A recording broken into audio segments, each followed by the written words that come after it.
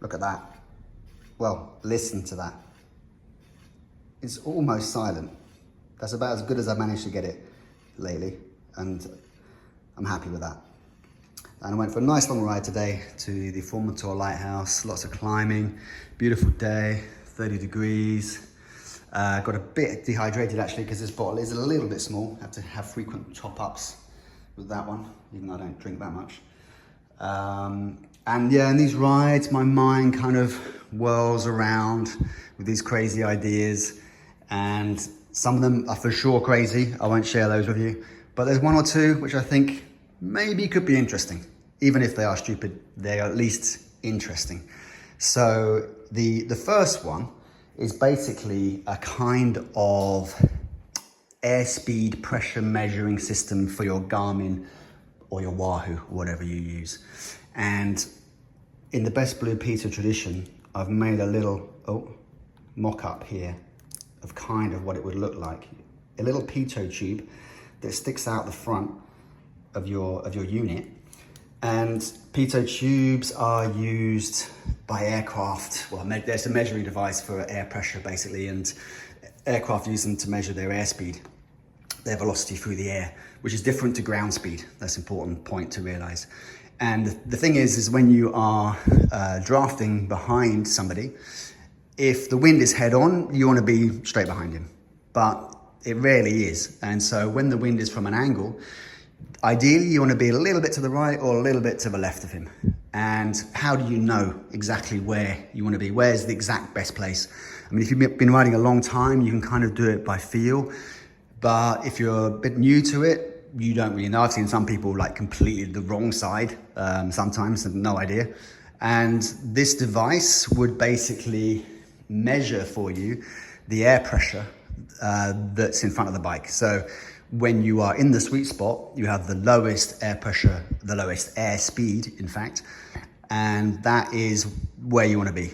And with the LEDs that you have on the Wahoo, for example, if you move out of that sweet spot, it could start to light up green, yellow, red to show that relative to that point, you are getting worse. And then you can move it back to that point and it should go back to green, or show you that you're in the right place.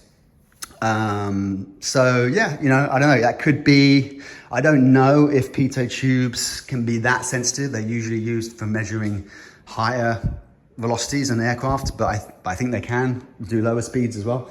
It might need to be very sensitive, could be expensive, but there we go. It's just an idea. Next one, number 2, is disc brakes and overheating. It's a big thing, it's a big problem. They haven't solved it. They are using pads with fins on, discs with fans on. We need bigger discs. And if you're doing a big long alpine descent when it's hot, there's no disc, which is not really overheating at the moment. So why not use a tried and tested method in engineering, which is liquid cooling? And you could potentially, because you have a large space here, large volume here, which you could fill with water, make this a chamber, which could then either be circulated around the caliper if you cast the caliper with chambers inside, so the water could circulate around it. That would keep the caliper nice and cool, because you're having a nice big volume of water that you can use to do that. You would just need a small, tiny little pump just to move it around. Or it could just be a very simple direct system that drips the water onto the disc from somewhere around here, just a drip system that goes drip, drip, when the disc reaches a certain critical temperature. Or you could action it with a little button from the handlebar or something. Either slightly pressurized so that it sprays onto the disc, or just simply drips onto it. I don't know, that's future development obviously. And as far as the reservoir of water goes, well, pros have as much water as they like. They get given it at the top of a hill.